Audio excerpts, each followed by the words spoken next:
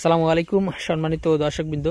এই মুহূর্তে দেশ ও প্রবাস থেকে যারা আজকে আমাদের এই প্রতিবেদন দেখছেন সকলকে আন্তরিক শুভেচ্ছা অভিনন্দন জানাচ্ছি। দর্শক শ্রোতা, যেই ঘাসটি নিয়ে আপনাদেরকে কথা বলছি এটি হলো স্মার্ট নেপিয়ার ঘাস। ইন্দোনেশিয়ান থেকে এই ঘাসটি বাংলাদেশে আমদানিকৃত। এটি যেমন নরম মিষ্টি তেমন কিন্তু আপনার ফলন হয়।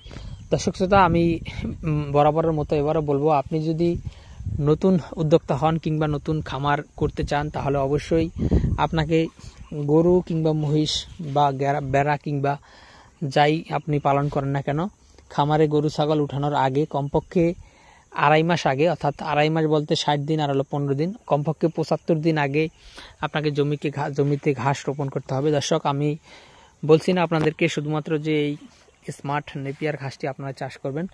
দর্শক, আপনি চাইলে এই ডক্টর জহির স্যারের চীন থেকে আনা জারা 1 হাইব্রিড ঘাসটিও চাষ করতে পারেন।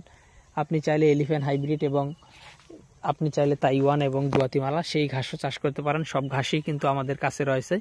তবে আমি বলবো অবশ্যই খামার করার আপনার 2.5 মাস আগে আপনার জমিতে ঘাস রোপণ করবেন এবং 2.5 মাস পরে যখন আপনি গরু ছাগল খামারে উঠাবেন, তখন যেদিন আপনি গরু ছাগল উঠাবেন সেই দিনই কিন্তু আপনি আপনার জমি থেকে কাঁচা ঘাস গরুকে কেটে দিতে পারবেন। দর্শক, খামারের গরুকে যদি বা গরু মহিষকে যদি বা যে ছাগলকে যদি আপনি পর্যাপ্ত পরিমাণে কাঁচা ঘাস দিতে পারেন, তখন দেখা যাবে আপনার খামারের খরচ অর্ধেক কমে আসবে।